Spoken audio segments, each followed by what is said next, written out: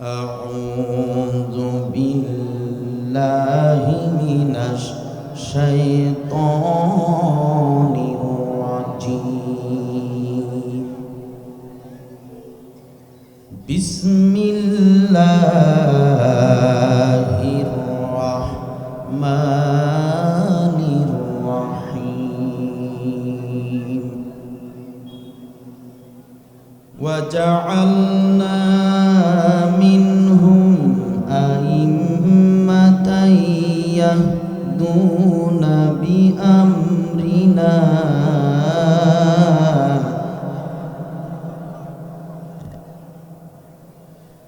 وجعلنا منهم أئمة يهدون بأمرنا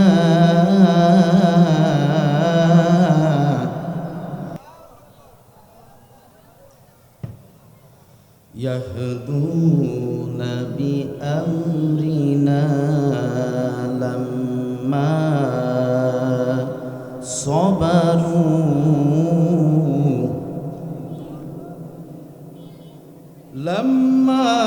صبروا وكابل إلى اليمين فقال اتقي دوعة المظلوم فإنها ليس بينها وبين الله حجاب. رواه الترمذي.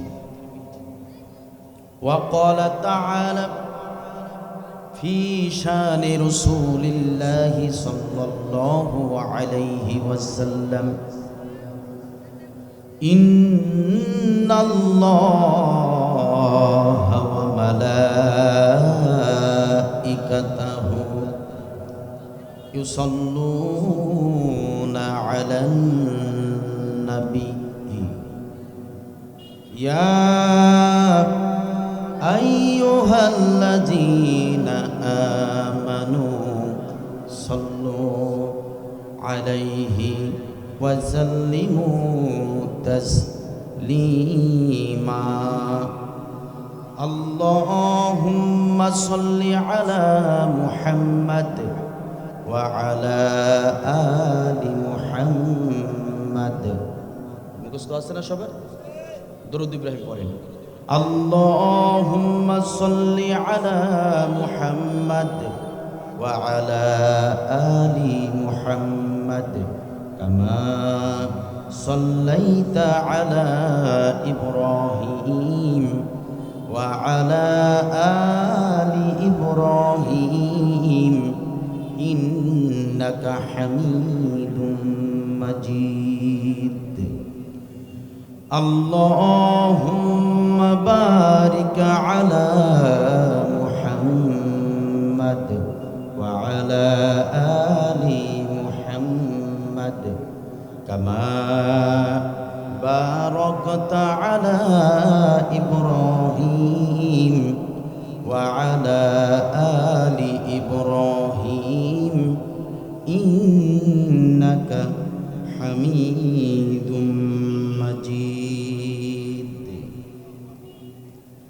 বাংলাদেশের ঐতিহ্যবাহী কুড়িগ্রাম জেলার স্বনামধন্য ফুলবাড়ী উপজেলার দক্ষিণ অনন্তপুর হামিউসুন্নাহ ইমদাদুল উলুম নুরানি ও হাফিজিয়া এতিমখানা মাদ্রাসার হাফেজ ছাত্রদের পাগড়ি প্রদান উপলক্ষে ঐতিহাসিক তাফসিরুল কোরআন মাহফিলের সম্মানিত সুযোগ্য মান্যবর জনাব সভাপতি, প্রধান অতিথি, বিশেষ অতিথিবৃন্দ, আলোচনা রেখে ধন্য করেছেন বিশেষ আলোচকবৃন্দ, বিশেষ করে আমার পূর্ব মুহূর্তে যিনি কথা বলেছেন ফুলবাড়ী উপজেলার কৃতি সন্তান, কুড়িগ্রাম জেলার গর্ব, তরুণ আলোড়ন সৃষ্টিকারী ইসলামী আলোচক হযরত মাওলানা আদি বাগদাব রাজু সাহেব সহ ডানে বামে সামনে পিছনে জাতির শ্রেষ্ঠ সন্তান নায়েবে রাসূল হযরতে উলামায়ে কিরাম কলিজার টুকরা সমবয়সী যুবক ভাইয়েরা, পর্দার অন্তরালে প্রাণ প্রিয় পর্দানশীলা মা ও বোনেরা, স্নেহাস্পদ কচি কাঁচা ছেলেরা, sound system, decoration, multimedia, projector, YouTube চ্যানেলের সম্মানিত ভাইয়েরা এবং এই সাউন্ড সিস্টেম থেকে আমার আওয়াজ, আমার কণ্ঠ যতদূর ধ্বনিত প্রতিধ্বনিত হচ্ছে, আপনারা যারা শুনতে পাচ্ছেন, আমি সবাইকে আলোচনার শুরুতে আমার অন্তরের অন্তরস্থল থেকে জানাচ্ছি আন্তরিক শুভেচ্ছা এবং মুবারকবাদ। আসুন শুরুতেই মহান আল্লাহ তাআলার শানে প্রশংসা করে নেই, শুকরিয়া আদায় করে নেই, যে মহান মনিব বড় মেহেরবানি করে করুণা করে আজকের এই দিনটাতে একবার নয়, দুবার নয়, ৭০ বার রহমতের নজরে তাকিয়ে মাজলিসুল ইলমু হিয়া রাউজাতিম মিন রিয়াদিল জান্নাহ, জান্নাতের বাগান তথা কোরআনের এই মাজলিসে আপনাকে, আমাকে, আমাদের সবাইকে আসা, বসা, কিছু কথা বলার, কিছু কথা শোনার তৌফিক যিনি দিলেন, সেই মহান মনিবের শানে শুকরিয়া আদায়ের দরকার বলেন আছে না নাই? জবান খুলে ঝংকার দিয়ে বলতে হবে, শুকরিয়া আদায়ের দরকার আছে না নাই? শুকরিয়া হবে কার? আল্লাহর নাম নিলে গুনাহ হয়, পাপ হয়, সওয়াব হয়। তাহলে জবান খুলে বলেন, শুকরিয়া করব কার? আরে ভাই, এই তো কিছুদিন আগের ঘটনা, এই তো কিছুদিন আগের দৃশ্য। কোরআনের এই মাজলিসগুলোতে আমরা যখন কোরআন থেকে আলোচনা করতে আসতাম, তখন দেখা যেত প্রত্যেকটা মাহফিলের মঞ্চে, স্টেজে আমাদের ডানে আর বামে পালিয়ে যাওয়া জালিম সরকারের প্রেতাত্মা আবু জাহেল আর আবু লাহাবদেরকে আমাদের ডানে বামে বসিয়ে রাখত। আমরা যখনই কোরআনুল কারীম থেকে হক কথা বলা শুরু করতাম, তখনই ডান থেকে আর বাম থেকে তারা চিরকুটলিকে কখনো কখনো আমাদেরকে বলতো, হুজুর রাজনৈতিক আলোচনা করা যাবে না। আবার কখনো কখনো কানের কাছে এসে চুপে চুপে বলতো, হুজুর রাজনৈতিক বক্তব্য দেয়া যাবে না। এমন সব নেতারা আমাদের কিভাবে বাধা দিত, যখন কানের কাছে এসে বলতো যে রাজনৈতিক বক্তব্য দেয়া যাবে না, তাদের মুখের বিড়ির গন্ধে স্টেজে থাকা দুষ্কর হয়ে যেত। সম্মানিত ভাইয়েরা, আবার কোনো জায়গায় আবু লাহাব আর আবু জাহেলের প্রেতাত্মারা এরা সরাসরি আমাদেরকে আলোচনায় বাধা বিঘ্নিত করত, বাধা দিত। আবার কখনো কখনো আমাদের মুখের সামন থেকে মাউথ পিসগুলো ছিনিয়ে নিত। আবার কোথাও কোথাও আমাদের মতো ইসলামী আলোচকদেরকে গালি দিত। অনেক জায়গায় তাদেরকে অসম্মান অপমান করত, ঠিক কিনা বল? অল্প দিনের ব্যবধানে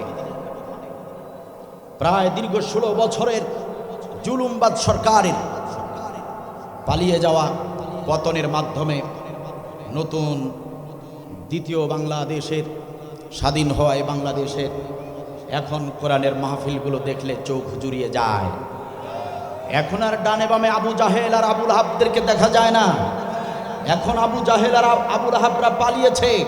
এখন আর তারা কোরআনের মঞ্চে আসে না।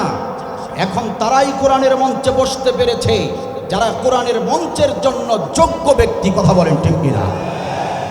সুতরাং সেই মহান মনিবের শানে শুকরিয়া আদায় করতে হবে, যে মহান মনিব দীর্ঘ 16টি বছর জালিমের অত্যাচার, নিপীড়ন, নির্যাতন থেকে 92% মুসলমানদেরকে হেফাজত করেছেন। 92% মুসলমানদেরকে আল্লাহ রাব্বুল আলামিন পরিত্রাণ দিয়েছেন। এই কারণে আল্লাহ রাব্বুল আলামিনের শানে শুকরিয়া আদায় করতে হবে, যে ছাত্র জনতা যারা রক্ত দিয়ে, জীবন দিয়ে আমাদের এই নতুন দেশটাকে উপহার দিয়েছে, সেই ছাত্র জনতার স্বপ্ন, সেই ছাত্র জনতার যে স্বপ্ন আর লক্ষ্য উদ্দেশ্য নিয়ে তারা জীবন দিয়ে দেশটাকে স্বাধীন করে আমাদের হাতে তুলে দিয়েছেন, সেই ছাত্র জনতার স্বপ্নকে আমরা বৃথা যেতে দেব না। আমরা কখনোই এই দেশটাকে আর কোনো জালিমের হাতে তুলে দিতে চাই না। আজ আলোচনার শুরুতে আপনাদেরকে আহ্বান জানাতে চাই, ফুলবাড়ী উপজেলার মুসলমানেরা, আলোচনার শুরুতে আসুন আমরা সিদ্ধান্ত নেই, আসুন আমরা শপথ নিয়ে বাড়িতে ফিরি। আজ এই বাংলাদেশে যারা রক্ত দিয়ে দেশটাকে স্বাধীন করেছে, তাদের রক্তের কসম করে, তাদের রক্তের শপথ করে আমরা বাড়িতে ফিরতে চাই। আমরা কখনো এই বাংলার জমিনটাকে কোনো জালিমের হাতে তুলে দিতে চাই না। আমরা সোচ্চার থাকতে চাই, আমরা সজাগ থাকতে চাই। আমরা আল্লাহর কাছে ওয়াদা করতে চাই, রব্বুল আলামিন আমরা যে ভুল অতীতে করেছি আর সেই ভুল করব না। যদি এই দেশের সামনে কখনো কোনো ধরনের জালিম নতুন করে মাথা চারা দিতে চায়, তাহলে রংপুরের আবু সাইদের মতো বুকের বোতাম খুলে দিয়ে রাজপথে দাঁড়িয়ে যাব। প্রয়োজনে মুগ্ধর মতো করে শহীদ হয়ে যাব। প্রয়োজনে আবারও রাজপথে দাঁড়িয়ে শহীদের রক্তে বাংলার জমিন রাঙিয়ে দেব। একটা মুহূর্তের জন্যেও এই দেশটাকে জালিমের হাতে তুলে দেব না। যারা যারা রাজি আছো দুহাত তুলে আল্লাহকে দেখা।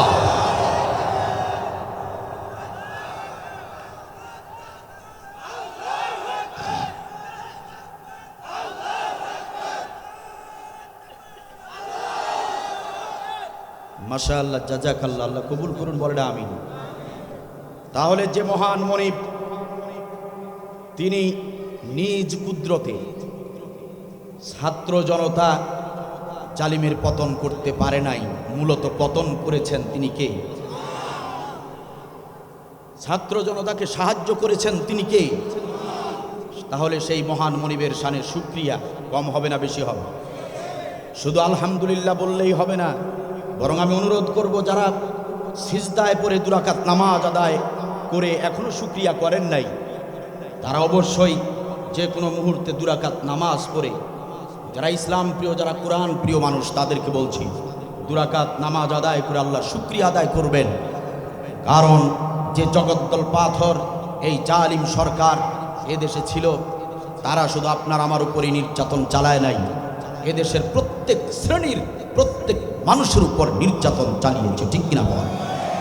আল্লাহ তাআলা আমাকে আপনাকে আমাদের সবাইকে সেই জালিমবাদ সরকারের হাত থেকে হেফাজত করেছেন, পরিত্রাণ দিয়েছেন। এজন্য আসুন প্রাণ খুলে শুকরিয়া আদায় করি। বুকের যত শক্তি আছে মুখের কাছে এনে বলছি আলহামদুলিল্লাহ। আরেকবার জবান খুলে বলুন আলহামদুলিল্লাহ। রব্বানা লাকাল হামদ হামদান কাসীরান তাইয়্যিবান মুবারাকান ফীহি। দরুদ আর সালাম সাইয়্যিদুল মুরসালিন খাতামুন নবিয়্যিন রাহমাতাল লিল আলামিন জনাবে মুহাম্মাদুর রাসূলুল্লাহ। কোরআনের মাহফিলে আসতে পেরে বসতে পেরে আপনারা বেজার না খুশি? আপনার চেয়ারগুলো নিয়ে কাছে চলে আসেন। কোরআনের মাহফিলে আসতে চাইলেই আসা যায় না। আল্লাহ তাআলা যাদেরকে 70 বার রহমতের নজরে তাকান, কেবলমাত্র তাদেরকেই আল্লাহ তাআলা শত কাজ শত ব্যস্ততা থেকে হেফাজত করে আল্লাহ নিজ দায়িত্বে তাদেরকে মাহফিলের মঞ্চের পাশে প্যান্ডেলের নিচে বসিয়ে দেন। সুবহানাল্লাহ। সুতরাং আপনারা যারা আসতে পেরেছেন আপনারা সৌভাগ্যবান। যারা আসতে পারে নাই, অনেকে আসতে চেয়েছিল পারে নাই, কারণ আল্লাহ তাদেরকে কবুল করেন নাই, হঠাৎ করে ব্যস্ততার মধ্যে পড়ে গিয়েছে আর আসা হয় নাই। আবার এখানে যারা এসেছেন অনেকেরই আসার কোনো কথাই ছিল না, কিন্তু আল্লাহ তাআলা হঠাৎ করে আপনার সব কাজ খুব দ্রুত সব কাজ সেরে দিয়ে আল্লাহ রাব্বুল আলামিন আসার মতো একটা পরিবেশ করে দিয়েছেন বলেই আসতে পেরেছেন, ঠিক কিনা বলো? সম্মানিত ভাইরা, আমি সাধারণত কোরআনুল কারীমের মাহফিলগুলোতে ভূমিকা ছাড়াই কথা বলি। ইনশাআল্লাহ তাআলা আজকেও তার ব্যতিক্রম হবে না। ভূমিকা ছাড়াই সরাসরি কোরআনুল কারীমের মৌলিক কিছু আলোচনা আপনাদের সামনে পেশ করব। আল্লাহ তাআলা এই কোরআনুল কারীমের আয়াতকে সামনে রেখে জাতির করণীয় কিছু পালনীয় কিছু আমল সম্পর্কে মৌলিক কথা বলার জন্য তৌফিক দান করেন। বলেন আমিন। আরেকটু আওয়াজ দিয়ে বলেন আমিন। একটু সবাই মিলে বলেন আমিন। আমি এখন অনুরোধ করছি ডান পাশে যারা দাঁড়িয়ে আছেন একটু মেহেরবানি করে প্যান্ডেলের নিচে আসেন। আমি খুব অল্প সময় কথা বলবো ইনশাআল্লাহ তাআলা। 80 মিনিটের মধ্যে তো 10-15 মিনিট চলেই গেল। একটু মেহেরবানি করে আসেন, মেহেরবানি করে আসেন। এখানে রহমতের সাকিনা নাজিল হচ্ছে, আল্লাহর পক্ষ থেকে সাকিনায় ভরে গেছে রহমত আর বরকত দিয়ে, এবং আল্লাহর ফেরেশতাগণ চারদিকে পরিবেষ্টন করে সকলের জন্য ক্ষমা প্রার্থনা করছেন আল্লাহর কাছে। সুতরাং এই রহমত থেকে কেন বঞ্চিত হবে? আসেন, চলে আসেন প্যান্ডেলের নিচে। সম্মানিত ভাইয়েরা, আমি কোরআনুল কারীম থেকে 114টি সূরার ভেতর থেকে অতীব গুরুত্বপূর্ণ, বিশেষ মর্যাদাপূর্ণ 32 নম্বর সূরা, সূরা আস-সাজদা, 114টি সূরার ভেতর থেকে 32 নম্বর সূরা, সূরা আস-সাজদা, সূরা আস-সাজদা। বলেন বলেন, সূরা কয় নম্বর সূরা? 32 নম্বর সূরা, সূরা আস-সাজদা এর 24 নম্বর আয়াত আপনাদের সামনে শুরুতেই তিলাওয়াত করেছি। 32 নম্বর সূরা, 24 নম্বর আয়াত নাজিল হয়েছে মক্কায়। সুবহানাল্লাহ বলবেন না? 32 নম্বর সূরা, 24 নম্বর আয়াত মুখস্থ হয়ে গেছে তো? মুখস্থ রাখতে হবে। কেন? আগামীকাল সকালে, আজকে রাতে তো সময় পাবেন না, আগামীকাল সকালে যাদের বাড়িতে তাফসীর গ্রন্থ রয়েছে অথবা কোরআনের তরজমা গ্রন্থ রয়েছে, খুলে দেখবেন 32 নম্বর সূরার 24 নম্বর আয়াতের অর্থটা, অর্থসহ একটু পড়ে দেখবেন যে রাতে হুজুর যে আলোচনা করে গেল সেই আলোচনার সঙ্গে আসলে মিল আছে কিনা। যদি মিলে যায় তাহলে বিশ্বাস, ঈমান, আমল আরো বৃদ্ধি পাবে, আরো জোরদার হবে। ঠিক কিনা বল? তাহলে 32 নম্বর সূরার 24 নম্বর আয়াত আপনাদের সামনে আমি শুরুতেই তিলাওয়াত করেছি। ইনশাআল্লাহ তাআলা এই আয়াতকে সামনে রেখে আমি খুব সংক্ষিপ্ত সময় আপনাদের সামনে কথা বলবো। আপনাদের কষ্ট হবে কি? খারাপ লাগছে আপনাদের? আল্লাহ তাআলা কবুল করুন, বলেন আমিন। আমাদেরকে কোরআন পড়তে হবে, কোরআন বুঝতে হবে। কষ্ট হলেও এই মাহফিল থেকে কিছু কথা যদি শুনে যেতে পারেন, মানার চেষ্টা যদি করেন, কপাল খুলে যাবে ইনশাআল্লাহ। শুধু কোরআন শুনলেই হবে না, নিজেদেরকেও পড়ার চেষ্টা করতে হবে, বোঝার চেষ্টা করতে হবে, মানার চেষ্টা করতে হবে। কারণ কোরআন ছাড়া এই জাতি দুনিয়াতেও শান্তি নাই, পরকালেও মুক্তি নাই। কারণ কোরআনুল কারীম আল্লাহ রাব্বুল আলামিন শান্তি এবং মুক্তির জন্য দিয়েছেন, দুনিয়া এবং আখিরাতের জন্য দিয়েছেন। এই জন্য এই জাতিকে বেশি বেশি কোরআন পড়তে হবে, বুঝতে হবে, মানতে হবে। রাজি আছেন আপনারা? সম্মানিত ভাইয়েরা আমার, আপনারা যদি ভুটানে বেড়াতে যান, ভুটানের জমিনে যদি ঘুরতে যান, ভুটানের চারপাশে দেখতে পারবেন শুধু পাহাড় আর পাহাড়। আর যদি আপনারা চীন দেশে বেড়াতে যান, চীনের অলিতে গলিতে দেখতে পারবেন শুধু ইঞ্জিনিয়ার। একান্ত আপনজনের আমার। আর যদি আপনারা ব্রাজিলের জমিনে যান, ওই ব্রাজিলের জমিনের অলিতে গলিতে দেখতে পাবেন শুধু ফুটবলার।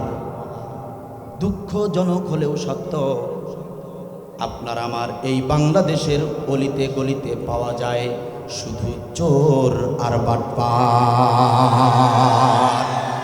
সম্মানিত ভাইয়ের আমার, এই চোর বাটপারের বাংলাদেশটাকে যদি সোনার দেশে রূপান্তরিত করতে চান, এই চোর বাটপার দুর্নীতিবাজ মানুষদের এই বাংলাদেশটাকে যদি কোরআনের রাষ্ট্রে যদি পরিণত করতে চান, আদর্শ একটি ইনসাফ ভিত্তিক রাষ্ট্রে যদি গঠন করতে চান, আল্লাহ রাব্বুল আলামিন বলেন, কিতাবুন আনজালনাহু ইলাইকা লিতুখরিজান নাসা মিনাজ জুলুমাতি ইলান নূর।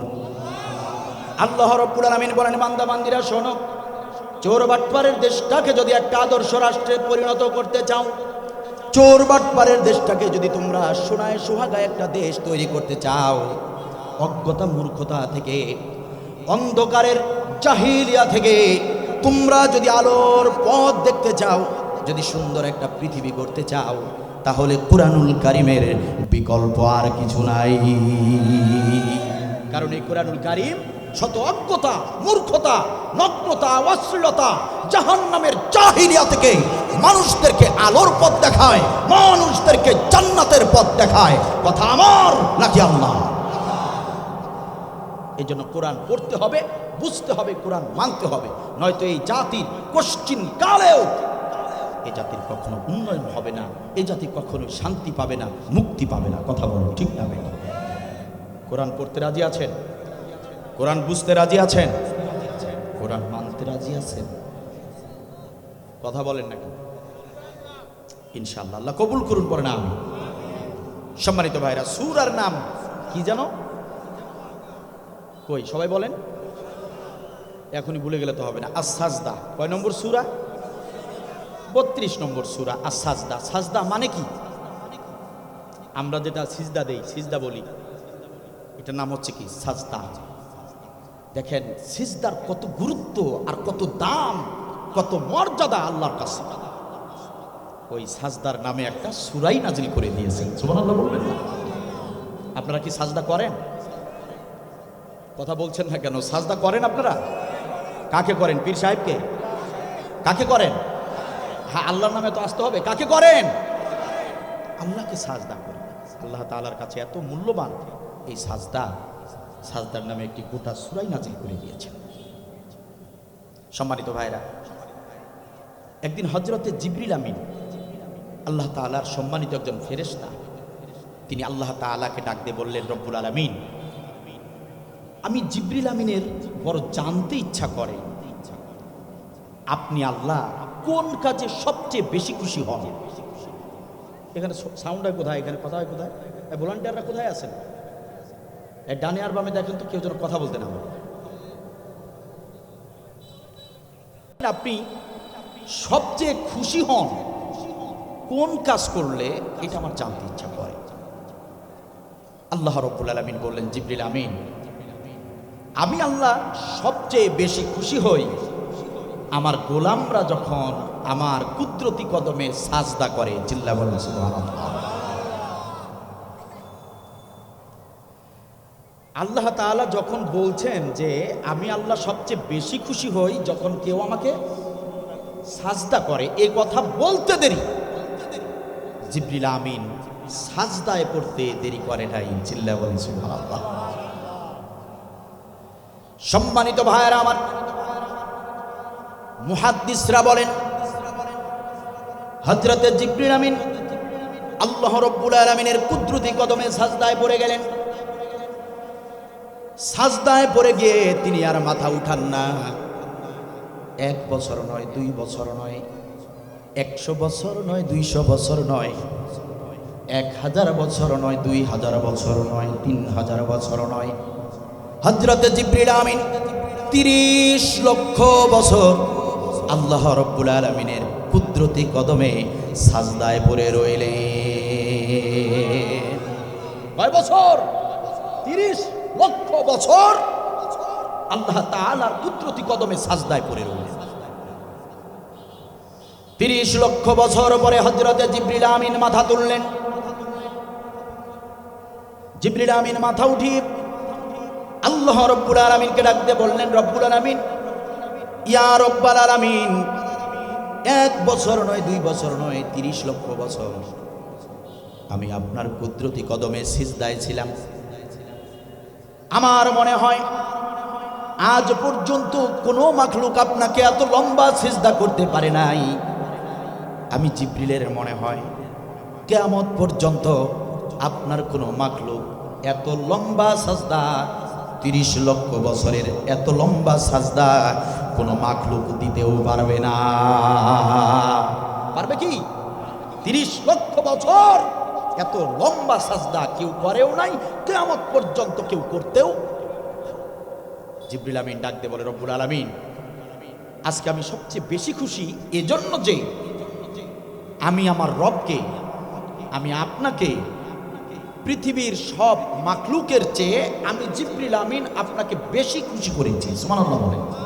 কারণ লম্বা সাজদা সবচেয়ে আমি বড় সাজদা দিয়েছি, সুতরাং আপনি যেহেতু সাজদায় খুশি হন, তাহলে স্পষ্ট বোঝা যাচ্ছে আমি জিবরিল আমিন আপনাকে সবচেয়ে বেশি খুশি করেছি।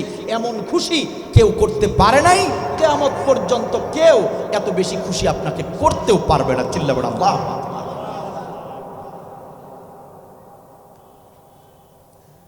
সম্মানিত ভাইয়েরা আমার, আল্লাহ রাব্বুল আলামিন ডাক দিয়ে বলেন, জিবরিল আমিন শোনো, তুমি যে কথাটা বলেছো কথাটা সঠিক নয়, তুমি যা ভেবেছো সেটা সঠিক নয়। 30 লক্ষ বছর ধরে আমার কুদরতি কদমে সাজদা করেছো বলে ভেবো না আমি তোমার প্রতি সবচেয়ে বেশি খুশি হয়েছি। ও আমার ফেরেশতা জিবরিল আমিন শোনো, দুনিয়ার ওই গোলামেরা, দুনিয়ার ওই মানব জাতির গোলামেরা সারাটা দিন বিভিন্ন ব্যবসার কাজে, চাকুরির কাজে, পারিবারিক কাজে, সাংসারিক কাজে, কেউ বা কৃষি ক্ষেত্রের কাজে, বিভিন্ন ধরনের বিভিন্ন কাজে সারাদিন ব্যস্ত থাকে। এরপরে যখন মুয়াজ্জিন মসজিদের আজানে হাইয়া আলাস সালাহ বলে নামাজের দিকে যখন মানুষদেরকে ডাকে, আমার যে গোলাম মুয়াজ্জিনের আহ্বান শুনে আর কাজে থাকে না, কাজগুলোকে গুটিয়ে, কাজগুলোকে ছেড়ে দিয়ে আমার যে গোলাম দৌড়ে ছুটে মসজিদে গিয়ে সাজদায় পড়ে যায়। আমার যে গোলাম সমস্ত কাজগুলোকে ফেলে দিয়ে আমার ডাকে, আমার মুয়াজ্জিনের ডাকে, নামাজের ডাকে সাড়া দিয়ে যে গোলাম সাজদায় পড়ে যায়, পৃথিবীর ওই গোলাম প্রথম রাকাতের প্রথম সাজদায় পড়ে গিয়ে যখনই বলে সুবহানা রব্বিয়াল আলা, প্রথম রাকাতের প্রথম সাজদায় পড়ে একবার যখন তাসবিহ পাঠ করে, ও জিবরিল আমিন 30 লক্ষ বছর সাজদায় পড়লে তোমার 30 লক্ষ বছরের সাজদায় আমি আল্লাহ যতটুকু খুশি হই, আমার ওই গোলামের এক সাজদায় তার চেয়ে লক্ষ কোটি গুণ বেশি খুশি হয়ে যায়। সুবহানাল্লাহ বলবেন না? সুবহানাল্লাহি ওয়া বিহামদিহি। ফেরেশতা, তোমার 30 লক্ষ কোটির সাজদা আর আমার গোলামের একটা সাজদা তোমার লক্ষ কোটি বছরের সাজদার চেয়েও আমার ওই গোলামের সাজদা আমার কাছে বেশি প্রিয়, বেশি মর্যাদা সম্পন্ন। চিল্লাবেন বলুন আল্লাহু আকবার। কেন? কারণ তুমি ফেরেশতা, তোমার পিছনে শয়তান নাই, আছে? শয়তান তোমাকে প্ররোচনা দিতে পারে না, পারে? কিন্তু আমার গোলামদের পিছনে শয়তান আছে না নাই? আরে আমার গোলামটা মসজিদে না গিয়ে ওই প্রাইমারি স্কুলের সামনের ওই দোকানটাতে বসে বসে চা খাইতে পারত। খায় না অনেকে? আমার গোলামটা মসজিদে না গিয়ে টেলিভিশন দেখতে পারতো। আমার গোলামটা নামাজের সময় মসজিদে না গিয়ে মোবাইল টিপতে পারতো, গেম খেলতে পারতো, ইউটিউব দেখতে পারতো। কিন্তু আমার গোলামের পিছনে এত শয়তান, নামাজে যেতে দিবে না শয়তানেরা। কিন্তু ওই গোলাম শয়তানদের সঙ্গে যুদ্ধ করে মসজিদে গিয়ে যখন সাজদা করে, তখন আমি আল্লাহ রাব্বুল আলামিন তুমি জিবরিল আমিনের 30 লক্ষ বছরের সাজদার চেয়েও ওই গোলামের সাজদায় বেশি খুশি হয়ে যাও। তাহলে এবার বলেন, সাজদার গুরুত্ব মর্যাদা আল্লাহর কাছে কম না বেশি? জবান খুলে কথা বলতে হবে, ভয় পান নাকি আপনারা? সাজদার গুরুত্ব আর মর্যাদা আল্লাহর কাছে কম না বেশি? তাহলে বলেন, দৈনিক 5 ওয়াক্ত সাজদা করার নির্দেশ দিয়েছেন, সেই আল্লাহর দৈনিক 5 ওয়াক্ত সাজদা করার নির্দেশ মানার দরকার আছে না নাই? আমরা কি নিয়ত করতে পারি যে আজ থেকে আমরা 5 ওয়াক্ত সাজদা করব আল্লাহর কুদরতি কদমে? এই নিয়ত কি করতে পারি? আল্লাহ আপনাদেরকে কবুল করুন। আমাদের বাংলাদেশে প্রকৃতপক্ষে দুটি দল, একটা দল সাজদার পক্ষে, আরেকটা দল সাজদার বিপক্ষে। একটা দল সাজদা সহ্যই করতে পারে না, আল্লাহকে সাজদা সহ্যই করতে পারে না। আরেকটা দল দিনের বেলা দিন কায়েমের আন্দোলন করে, রাতের গভীরে তাহাজ্জুদ নামাজে সাজদায় পড়ে চোখের পানি ফেলে আল্লাহর কাছে সাহায্য কামনা করে। ঠিক কিনা? এই যে কয়েকদিন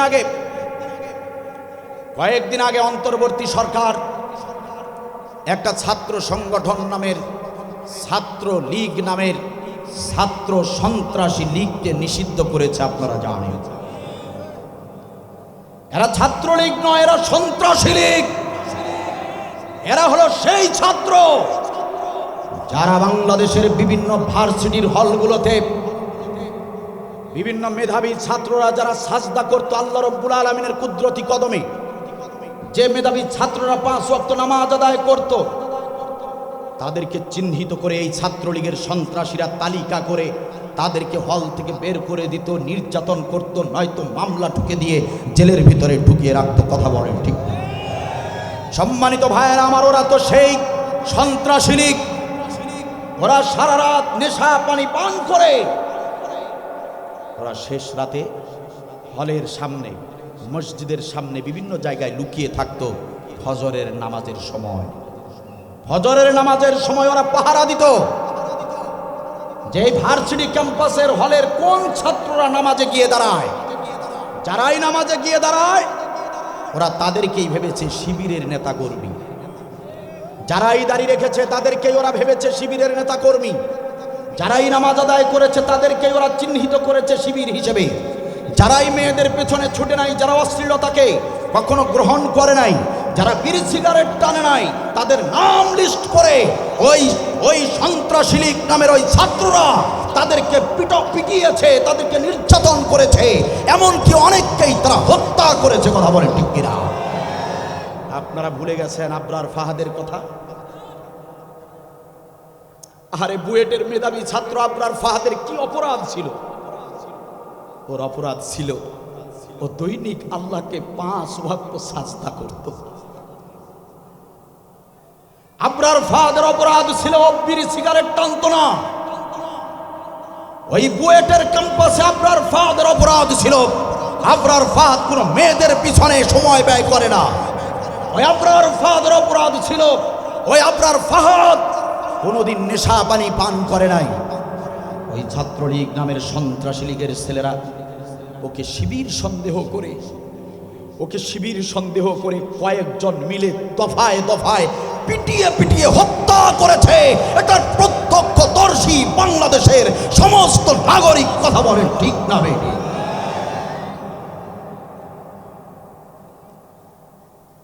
যাদেরকে ফাঁসিতে ঝুলিয়েছে মিথ্যা প্রহসনের রায় দিয়ে, তারাও তো সাজদা আদায়কারী।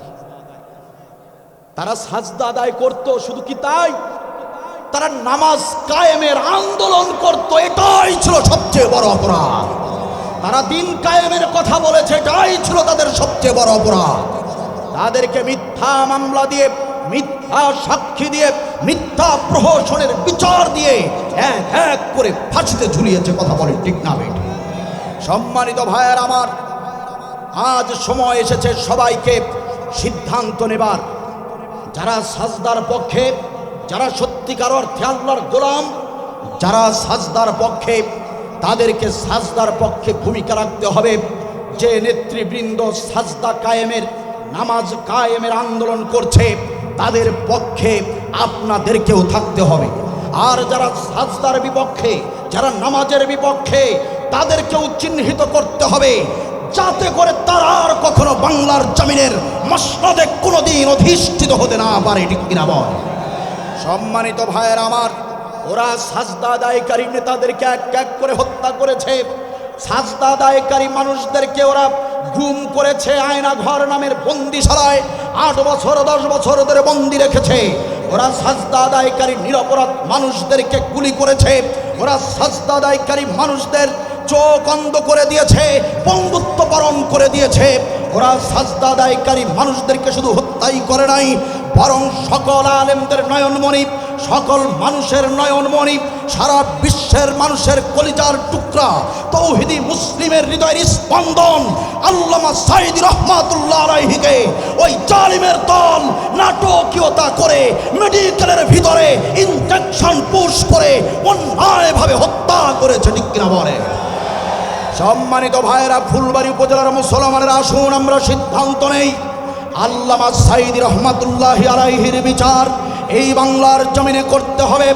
ওই ব্যারিস্টার সুমনকে গ্রেপ্তার করা হয়েছে, আল্লামা সাঈদীর খুনের সঙ্গে জড়িত ছিল। আমরা বলতে চাই, অন্তর্বর্তীকালীন সরকার ওই ব্যারিস্টার সুমন যাতে করে কিছুতেই জামিন না পায়, সেই ভূমিকা আপনাকে রাখতে হবে। আমরা জানাতে চাই সাঈদীর হত্যার সঙ্গে যারাই জড়িত আছে, যে ডাক্তারের তত্ত্বাবধানে রাখা হয়েছিল, ওই ডাক্তার জামান যেন বাংলাদেশ থেকে পালাতে না পারে। সম্মানিত ভাইয়েরা, আসুন আমরা সিদ্ধান্ত নেই, যতদিন বাংলার জমিনে আল্লামা সাঈদী রহমাতুল্লাহ আলাইহির এই হত্যা হত্যার বিচার না হবে ততদিন আমরা আমাদের কাজ থেকে অবসর নেব না, ততদিন আমরা মাঠে ময়দানে সোচ্চার থাকব, ততদিন আমরা সজাগ থাকব। আল্লামা সাঈদী হত্যার বিচার বাংলাদেশে করতেই হবে। আল্লামা সাঈদীর বিচার যদি বাংলার জমিনে না হয়, আমরা এই দেশে দাও দাও করে আগুন জ্বালিয়ে দেব। কে কে রাজি আছো? দু হাত তুলে আল্লাহকে দেখাও।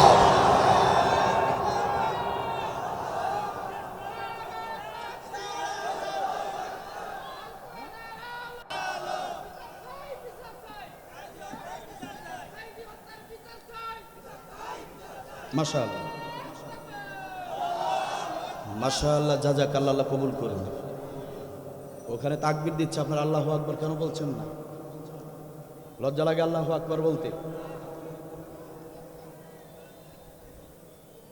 ফিলিস্তিনের দিকে তাকিয়ে দেখুন, আল্লাহু আকবার বলতে লজ্জা লাগে। ফিলিস্তিনের দিকে তাকিয়ে দেখুন মুসলমানদের কি পরিণতি, কি অবস্থা হয়েছে। ইরাকের দিকে তাকিয়ে দেখুন, আরে বীর মুসলমানদের তো স্লোগানই থাকবে আল্লাহু আকবার। আরে বীর মুসলমানরা তো তারা। খালিদ বিন ওয়ালিদ যিনি ইসলাম গ্রহণের পর কোনো যুদ্ধের ময়দানে পরাস্ত হন নাই, এই খালিদ বিন ওয়ালিদকে 12,000 সৈন্য একদিন ঘিরিয়ে ফেলেছিল। খালিদের হাতে কোনো অস্ত্র নাই। কাফেররা বলল, খালিদ, প্রত্যেক যুদ্ধে আমাদের কাফের ভাইদেরকে তুই কতল করে যাস, তোর কিচ্ছু করতে পারি না।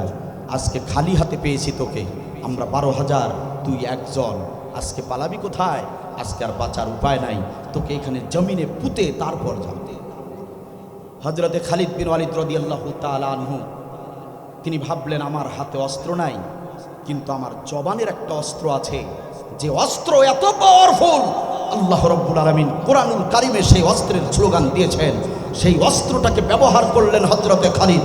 হযরতে খালিদ শুধু বললেন, লিল্লাহি তাকবীর, আল্লাহু আকবার। আল্লাহু আকবার গর্জন দিতে দেরি হয়েছে, 12,000 কাফের থরথর করে কেঁপে কেঁপে তরবারি ফেলে দিয়ে দৌড়ে পালাতে বাধ্য হয়েছে। আমরা সেই বীর মুজাহিদের অনুসারী, কথা বলেন ঠিক কিনা?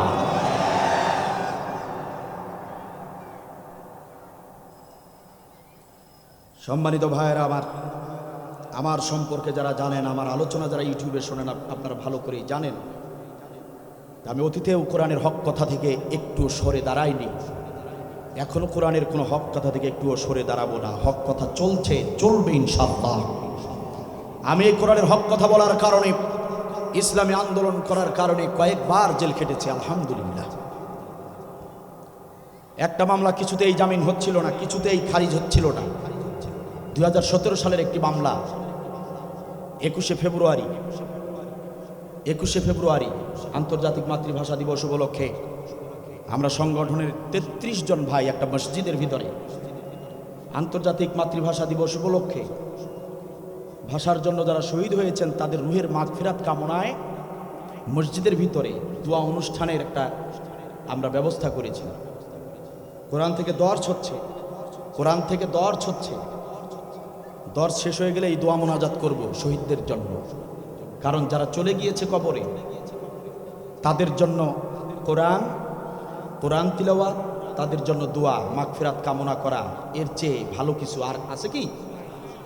কিন্তু যারা কুলাঙ্গারেরা তাদের বাবার জন্ম মৃত্যুবার্ষিকীতে, মায়ের মৃত্যুবার্ষিকীতে, তাদের নেতাদের মৃত্যুবার্ষিকীতে যারা গান বাজনা ঢোক ঢাল পিটিয়ে যারা উৎসব করে, তারা আসলে বেকুব। তারা জানে না যে বাবার মৃত্যুবার্ষিকী উপলক্ষে যে আয়োজন করেছে নাচ গানের, এই কারণে তার বাবার কবরে আযাব থেকে আরো কঠিন আযাব হচ্ছে, ঠিক কিনা বল?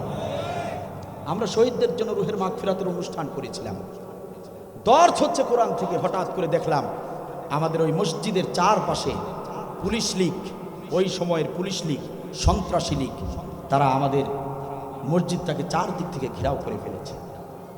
শুধু তাই নয়, মসজিদের দরজায় তালা লাগিয়ে দিয়েছে আমরা যাতে বাহির হতে না পারি। এরপরে ফোন করে কুড়িগ্রাম থেকে বড় বড় অনেকগুলো গাড়ি এনে আমাদের 33 জনকে গ্রেপ্তার করে তারা চালান দিয়েছিল। 2017 21শে ফেব্রুয়ারি মামলা দেওয়া হলো, সন্ত্রাসী মামলা। সরকারি স্থাপত্য ধ্বংস করার পরিকল্পনা করছিলাম মসজিদের ভিতরে, এই মামলা দেওয়া হলো। অথচ আমাদের হাতে কোনো অস্ত্র নাই, আমাদের হাতে কোনো রকমের অস্ত্র নাই, নোট খাতা আর কলম ছাড়া কিচ্ছু ছিল না, অথচ দেওয়া হলো সন্ত্রাসী মামলা, যেটা খুব অল্প সময়ে খারিজ হয়ে যাবার কথা, কিন্তু জজ সাহেব খারিজ করেন না। 2 মাস জেল খাটার পরে জামিন হয়েছে। এরপরে শুধু হাজিরা আর হাজিরা, প্রত্যেক মাসে হাজিরা, মামলার কিচ্ছু নাই, কিন্তু মামলা খারিজ করছে না। সেই মামলা খারিজ হলো ছাত্র জনতার এই অভ্যুত্থানের পর, জালিম বিদায় হবার পর। গত মাসে আমাদের সেই প্রায় 8 বছর আগে সেই মামলা খারিজ হয়ে গিয়েছে, আলহামদুলিল্লাহ। আরো 2টি মামলা ছিল, সেগুলো খারিজ হয়ে গেছে আগে, আর এই সবচেয়ে বড় মামলাটা খারিজ হয়েছে গত মাসে। এই জালিমবাদ সরকার এইভাবেই মানুষদেরকে অন্যায়ভাবে জুলুম করে, অত্যাচার করে ক্ষমতায় টিকে থাকতে চেয়েছিল, কিন্তু আল্লাহ রাব্বুল আলামিন তাকে টিকে থাকতে দেয় নাই। ঠিক কিনা বলেন? ঠিক কিনা বলেন? সোচ্চার থাকতে হবে, আপনাদেরকে সচেতন থাকতে হবে। কাজ শেষ হয়ে যায় নাই, অবসর নেওয়ার সময় হয় নাই। জালিম পালিয়েছে ঠিক, জালিমের ষড়যন্ত্র কিন্তু বন্ধ নাই, জালিমদের ষড়যন্ত্র এখনো চলছে। আমরা গতকাল জানতে পেরেছি এই জালিমের সঙ্গে আরেকটা জালিম জড়িত ছিল। এই জালিমকে সবসময় সমর্থন দিয়ে এই জালিমের বিপদের সময় পাশে দাঁড়িয়েছিল। এই জালিমের সহচর হিসেবে এই বাংলাদেশের জাতীয় একটি পত্রিকা জড়িত, সেই পত্রিকার নাম প্রথম আলো। প্রথম আলো পত্রিকা, এই প্রথম আলো পত্রিকার প্রতিষ্ঠাতা সম্পাদক মতিউর রহমান, এই কুলাঙ্গারের বাচ্চা কুলাঙ্গার, এই পালিয়ে যাওয়া জালিম সরকারকে সব সময় সহযোগিতা করেছিল। যতবার সরকার বিপদে পড়েছে, এই প্রথম আলো পত্রিকার মাধ্যমে এই মতিউর রহমান এই কুলাঙ্গার সরকারকে সহযোগিতা করেছে। আপনাদের মনে আছে কিনা জানি না, 2007 সালে এই প্রথম আলোতে আপনার আমার নবী বিশ্বনবী মুহাম্মদ সাল্লাল্লাহু আলাইহি সাল্লামের একটা ব্যঙ্গচিত্র এঁকেছিল ওই প্রথম আলো পত্রিকায়। কেন এঁকেছিল? ওরা এজন্য এঁকেছিল যে এই 92% মুসলমানের জমিনে প্রথম আলো পত্রিকার মতো একটা শীর্ষস্থানীয় জাতীয় পত্রিকায় যদি নবীর ব্যঙ্গচিত্র এঁকে যদি সেটা প্রকাশ করা যায়, তাহলে 92% মুসলমানেরা তারা দাউ দাউ করে জ্বলে উঠবে। কারণ তারা সব সহ্য করতে পারে, কিন্তু নবীর অপমান সহ্য করতে পারে না। ওরা জেনে শুনেই প্রথম আলো পত্রিকায় তারা নবীর ব্যঙ্গচিত্র এঁকে দিল। তাতে করে তৌহিদি জনতারা ক্ষিপ্ত হয়ে গেল, রাজপথে নামলো, আন্দোলন শুরু করে দিল। এই আন্দোলনের বিভিন্ন দৃশ্যগুলো তারা কি করলো, পত্রিকার মাধ্যমে ছড়িয়ে দিল। পশ্চিমা বিশ্বের মোরাল যে রাষ্ট্রগুলো আছে, সেই রাষ্ট্রগুলোতে তারা দেখিয়ে দিল যে বাংলার জমিনে কিছু মৌলবাদী রয়েছে, জঙ্গিবাদী কিছু মুসলিম রয়েছে, তারা এভাবেই দেশটাকে শেষ করে দিতে চায়। বিশ্বের কাছে পরিচয় করিয়ে দিল, আমরা টুপিওয়ালা, পাঞ্জাবিওয়ালা, পাগড়িওয়ালা নামাজি ব্যক্তিরা আমরা জঙ্গি, আমরা মৌলবাদ। এই পরিচয় ঘটিয়ে দিয়েছিল এই প্রথম আলো নামের এই পত্রিকা, এই নাপাক পত্রিকা, এই অপবিত্র পত্রিকা, অবৈধ পত্রিকা, এভাবেই মুসলমানদের বিরুদ্ধে কাজ করেছিল। এরপর আবার 2013 সালে তারা আবার একই কাজ করেছিল। তারা আবারও নবী সাল্লাল্লাহু আলাইহি সাল্লামের ব্যঙ্গচিত্র এঁকেছিল। সূরা লুকমানের 27 নম্বর আয়াতের অপব্যাখ্যা করেছিল, নবীর বেইজ্জতি করেছিল, অপমান করেছিল। আবারও তৌহিদি জনতা তারা আবার ক্ষিপ্ত হয়ে আন্দোলন করলো। এরা প্রথম আলো পত্রিকার মাধ্যমে সারা বিশ্বে ছড়িয়ে দিল এরা হচ্ছে জঙ্গি, এরা হচ্ছে মৌলবাদ, এদেরকে রুখতে হবে। আর এদেরকে রুখার জন্য বাংলাদেশ আওয়ামী লীগ সরকারকে আবার ক্ষমতায় রাখতে হবে। এই জন্য তারা এই পলিসি করে মুসলমানদেরকে ওই বিভিন্ন রাষ্ট্রের কাছে, আমেরিকার কাছে, পশ্চিমা দেশগুলো রাষ্ট্রের কাছে আমাদের পরিচয় দিয়ে দিল, আমরা জঙ্গি, আমরা মৌলবাদ।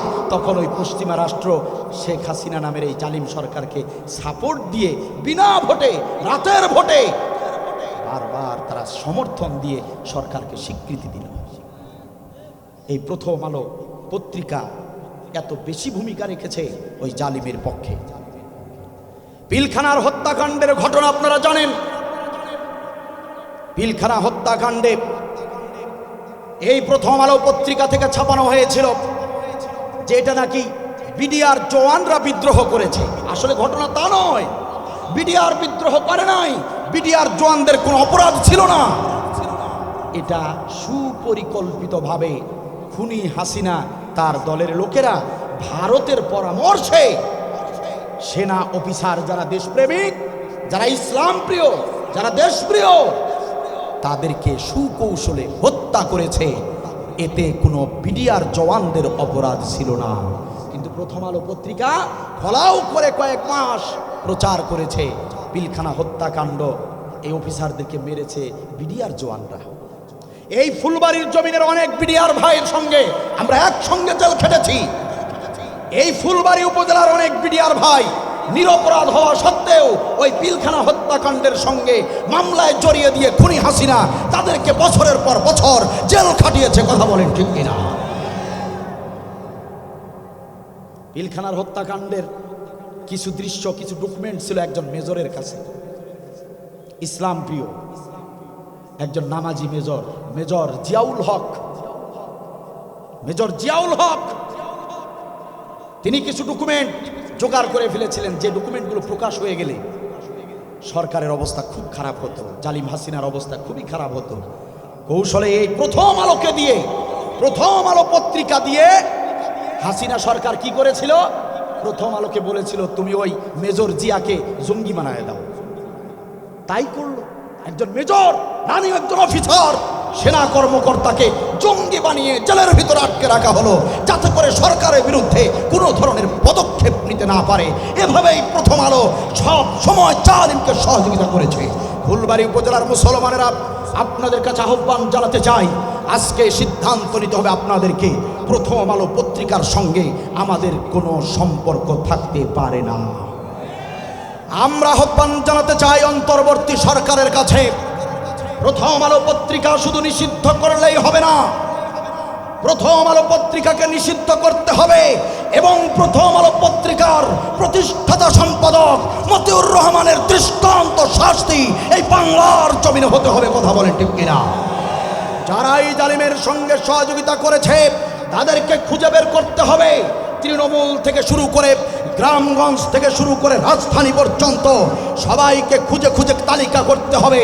ওরা বছর বছর আলেমদের তালিকা করেছে, ওরা বছর বছর বক্তাদের তালিকা করেছে। এবার তালিকা শুরু করব আমরা, যারা ওই জালিমের সঙ্গে ছিল, যারা ওই জালিমের দোসর, আমরা তাদের কাউকে ছাড়ব না। তাদের তালিকা করে বাংলার জমিনে বিচারের আওতায় আনবো। কারা কারা রাজি আছেন আরেকবার হাত তুলে আল্লাহকে দেখা।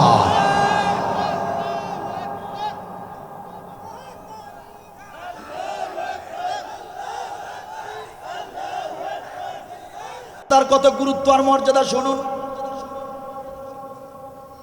আল্লাহ রাব্বুল আলামিনের কাছে সাজদার এত গুরুত্ব আর মর্যাদা। ও ফুলবাড়ি উপজেলার মুসলমানেরা একটু কান লাগিয়ে শোনে। এই যে বসে বসে আলোচনা শুনছেন, এই বসা থেকে কোমরটা সোজা করে সোজা হয়ে দাঁড়াতে পারবেন, এটার কোনো গ্যারান্টি আপনারা কেউ দিতে পারবেন না। এই যে মাহফিলের প্যান্ডেলের নিচে বসে বসে আলোচনা শুনছেন, আলোচনা শেষ করে বাড়িতে পৌঁছতে পারবেন, এটার কোনো গ্যারান্টি নাই, কোনো নিশ্চয়তা নাই। অন্ধকারাচ্ছন্ন এই রাতের গভীরটা, এই অন্ধকার রাতটা পেরিয়ে কাল সকালে নতুন সূর্য উদয় হবে। ওই নতুন সূর্যটা সকালবেলা দেখতে পারবো, এটার কোনো গ্যারান্টি আমাদের কাছে নাই, আছে নাকি? সুতরাং জীবনের শেষ আলোচনা হিসাবে এই আলোচনাই জীবনের শেষ আলোচনা। এই কথা ভেবে একটু মনোযোগ দিয়ে আলোচনা শুনে যান। ওয়াল্লাহি আল্লাহ নামের কসম করে বলছি, আজকের এই সংক্ষিপ্ত আলোচনা মনোযোগ দিয়ে যদি শুনতে পারেন, মানার যদি চেষ্টা করতে পারেন, কাল হাসরের ময়দানে নাজাতের ওসিলা হয়ে যাবে ইনশাআল্লাহ। মিস্টার আবু জাহেল মক্কার জমিনের জালিম সরকার তার নেতা কর্মীদেরকে নিয়ে তার রাজনৈতিক কার্যালয়ে একটা মিটিংয়ে বসে বসে আলাপ করছিল। আবু জাহেলের বৈঠকে একজন কাফের কর্মী দাঁড়িয়ে বলল, মিস্টার আবু জাহেল, ও মিস্টার আবু জাহেল, আমাদের নেতা, আমাদের লিডার, আমাদের রাষ্ট্রনায়ক, আমাদের কাছে রিপোর্ট এসেছে আপনার ভাতিজা আব্দুল্লাহর বেটা মুহাম্মদ সে নাকি কাবার চত্বরে দাঁড়িয়ে কিবলামুখী হয়ে এক আল্লাহর কুদরতি কদমে সাজদা করে। আপনি একজন রাষ্ট্রনায়ক, আপনি ক্ষমতায় থাকা অবস্থায় আপনারই ভাতিজা আল্লাহর কুদরতি কদমে সাজদা আদায় করবে, এটা তো কিছুতেই মেনে নেওয়া যায় না। আমাদের বাপদাদার ধর্মের বুকে লাথি মেরে নতুন ধর্মের প্রচার করছে, আবার এক আল্লাহর এক খোদার কুদরতি কদমে পড়ে সাজদা করবে, প্রকাশ্য দিবালোকে বাইতুল্লাহ শরীফে কাবার চত্বরে কিবলামুখী হয়ে সাজদা আদায় করবে, এটা কিছুতেই মেনে নেওয়া যায় না। ও আব্দুল্লাহর বেটা মুহাম্মদকে, ও আবু জেহেল, আব্দুল্লাহর বেটা মুহাম্মদকে উপযুক্ত একটা শাস্তি দিতেই হবে।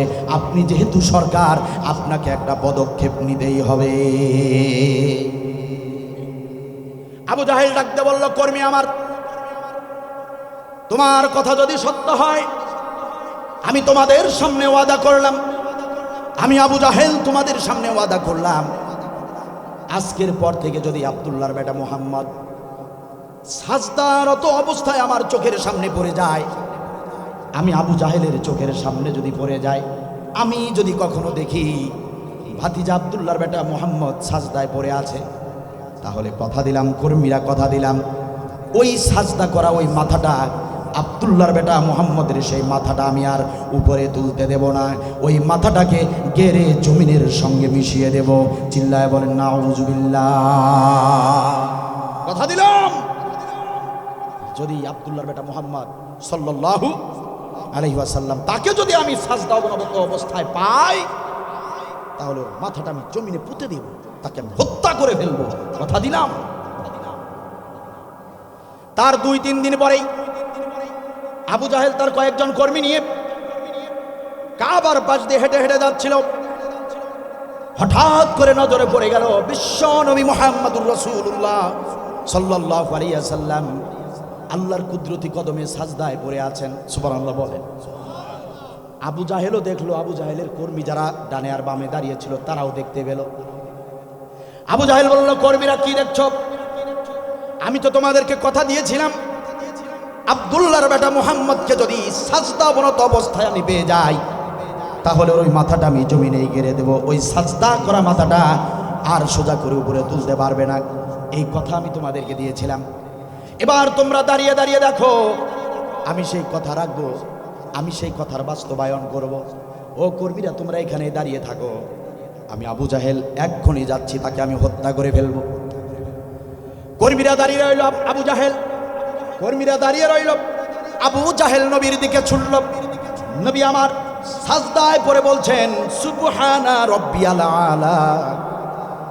নবী আমার সাজদায় পড়ে তার প্রিয় রব মহান আল্লাহ রব্বুল আলামিন তার শানে তাসবিহ পাঠ করতেছিলেন। আপনার আমার প্রিয় নবী। আবু জাহেল নবীজির সাজদার সামনে গিয়ে দাঁড়ালো। আবু জাহেল সাজদার সামনে গিয়ে দাঁড়িয়ে আবু জাহেলের ডান পা যতটুকু উপরে তোলা যায়, আবু জাহেলের ডান পাটা ততটুকু উপরে তুলল। ডান পাটা উপরে তুলেছে, নবীর মাথায় লাথি মারবে।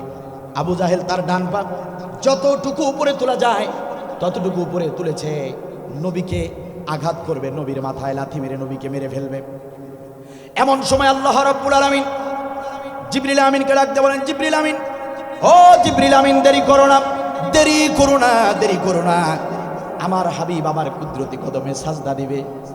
আর ওই মিস্টার আবু জাহেল, মক্কার জমিনের জালিম সরকার, আমার হাবিবের মাথায় লাথি মারবে, আর আমি আল্লাহ রাব্বুল আলামিন আরশে আজিমে বসে বসে তামাশা দেখব। এটা হতে পারে না, হতে পারে না, আমি এটা কিছুতেই বরদাস্ত করতে পারি না। ও জিবরিল আমিন রে, ও জিবরিল আমিন, দেরি করো না, দেরি করো না, দেরি করো না, আমার হাবিবের অপমান আমি সহ্য করব না, দেরি করো না।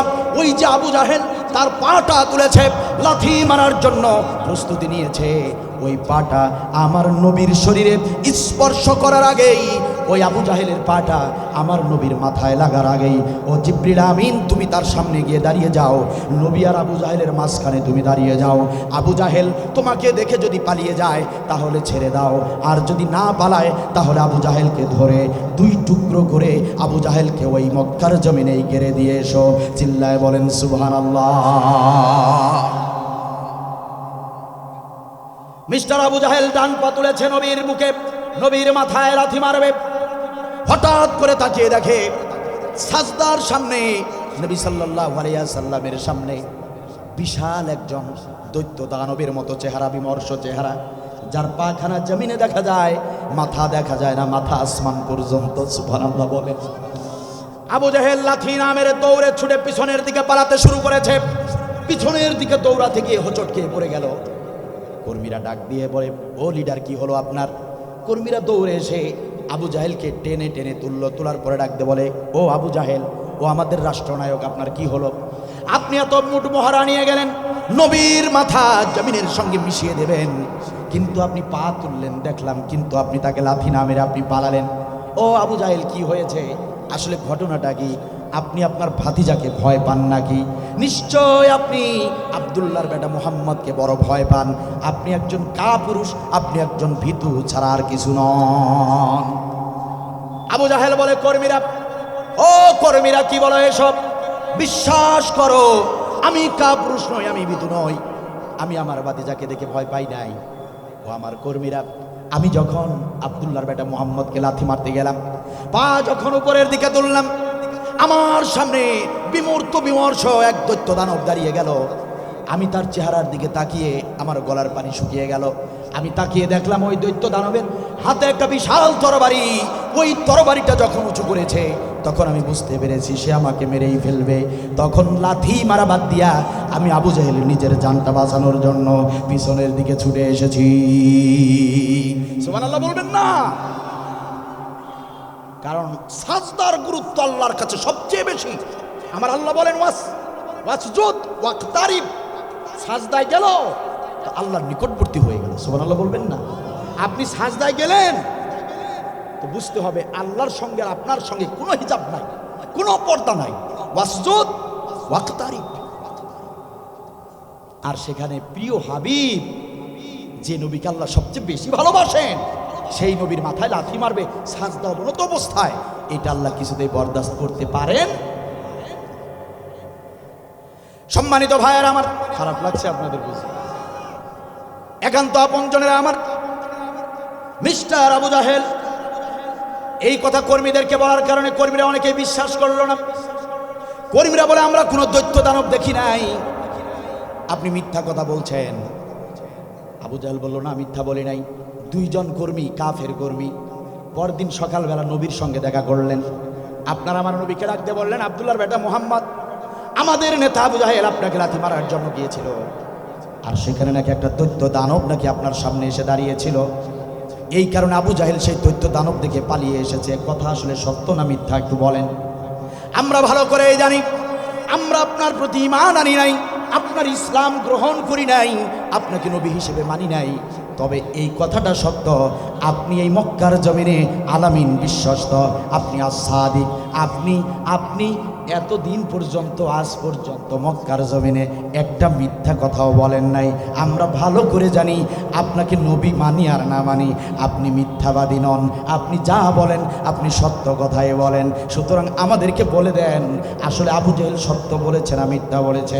নবী আমার ডাকতে বলেন, কর্মীরা শোনো, ও আবু জাহেলের কাফের কর্মী শোনো, যখন আল্লাহর কোনো বান্দা বান্দি সাজদা অবনত হয়ে যায়, আল্লাহর কোনো বান্দা বান্দি যখন সাজদায় পড়ে যায়, তখন ওই আল্লাহর গোলামের জান আর মালের নিরাপত্তা আল্লাহ রব্বুল আলামিন নিজ হাতে গ্রহণ করে নেন। সুবহানাল্লাহ বলেন। আর আমি হাবিব, আমি তার প্রিয় হাবিব সাজদায় পড়ে গেছি, আল্লাহ রব্বুল আলামিন বসে থাকবেন, এটা তো হতে পারে না। তোমাদের লিডার সত্যই বলেছে, কারণ তোমাদের লিডার যাকে দেখেছে সে পৃথিবীর কোনো মানুষ নয়, সে হচ্ছে আল্লাহ রব্বুল আলামিনের সম্মানিত ফেরেশতা জিবরিল আমিন। জিবরিল আমিন সামনে দাঁড়িয়েছিল। তোমাদের নেতা যদি না পালাতো তাহলে নির্ঘাত গতকাল তোমাদের নেতাকে জিবরিল আমিন 2 টুকরো করে ফেলতো। চিল্লায় বলেন সুবহানাল্লাহ। তাহলে গোলাম যখন আল্লাহ আল্লাহর সাজদায় চলে যায়, আল্লাহর কুদরতি কদমে লুটিয়ে পড়ে, তখন ওই গোলামের জানমালের সমস্ত নিরাপত্তা আল্লাহ তার নিজ হাতে তুলে নেন। চিল্লায় বলেন সুবহানাল্লাহ। আরেকটু আওয়াজ দিয়ে বলেন সুবহানাল্লাহ। সাজদার কত গুরুত্ব আর মর্যাদা, কত গুরুত্ব।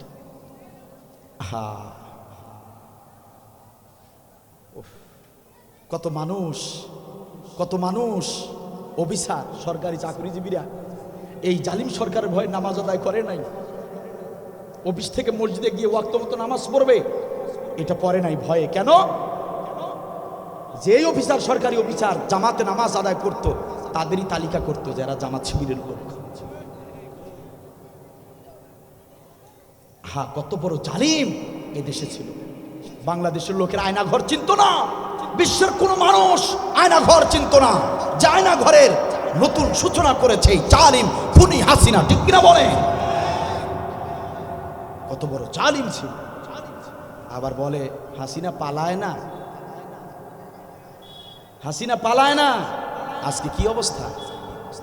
আজ এই অবস্থা কেন? আজকে কোথায় তারা? ওরা ছাত্র মেরে চেয়েছিল থাকতে ক্ষমতায়, ওরা আলেম মেরে চেয়েছিল থাকতে ক্ষমতায়, থাকিতে পারে নাই। আলেমরা পালায় না, জালেম পালায়। আলেমরা তো পালায় না, জালেম পালায়। ঠিক কিনা বলেন? আমার দেশের জনগণ 5 আগস্টে হয়ে গেল জালিমের পতন। আমার দেশের জনগণ 5 আগস্টে হয়ে গেল জালিমের পতন। ওরা ছাত্র মেরে চেয়েছিল থাকতে ক্ষমতায়, ওরা আলেম মেরে চেয়েছিল থাকতে ক্ষমতায়, থাকিতে পারে নাই। আলেমরা পালায় না, জালেম পালায়। আলেমরা তো পালায় না, জালেম পালায়।